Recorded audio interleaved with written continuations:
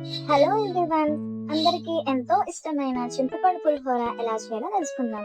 ముందుగా groundnuts 100 grams, శనగపప్పు 3 spoons, మినపప్పు 3 స్పూన్స్, ఆవాలు 2 to 3 టీ స్పూన్స్, జీలకర్ర 1 spoon, red chilli, green chilli, curry leaves, ginger, tamarind paste 3 to 2 spoons and rice 250 grams. ముందుగా చింతపండు పులుసుని ఇది మనం ముందుగా చేసుకొని పెట్టుకుంటే మనకి ఎప్పుడు కావాలంటే అప్పుడు ఈజీగా పులిహోర చేసుకోవచ్చు.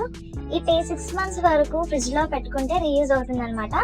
సో ఈ చింతపండు పులుసు ఎలా చేయాలో కామెంట్ సెక్షన్ లో కామెంట్ చేసేయండి. ఫస్ట్ మనం ఒక ప్యాన్ వేసుకొని గ్రౌండ్ నట్స్ వేయించి పక్కన పెట్టుకోవాలి. తర్వాత ఆయిల్ వేసి శనగపప్పు, మునపప్పు, green leaves and red chilli, curry leaves, ginger వేపాలి. బాగా వేపిన తర్వాత అవన్నీ బాగా వేపాలన్నమాట. నెక్స్ట్ కొంచెం తగినంత సాల్ట్ వేసుకోవాలి. సాల్ట్ అండ్ టర్మరిక్ పౌడర్ అన్నీ వేసి బాగా వేపాలన్నమాట.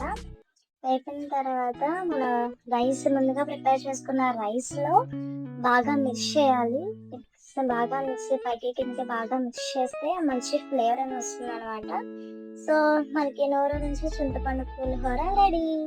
Please like, share, subscribe and comment on my channel.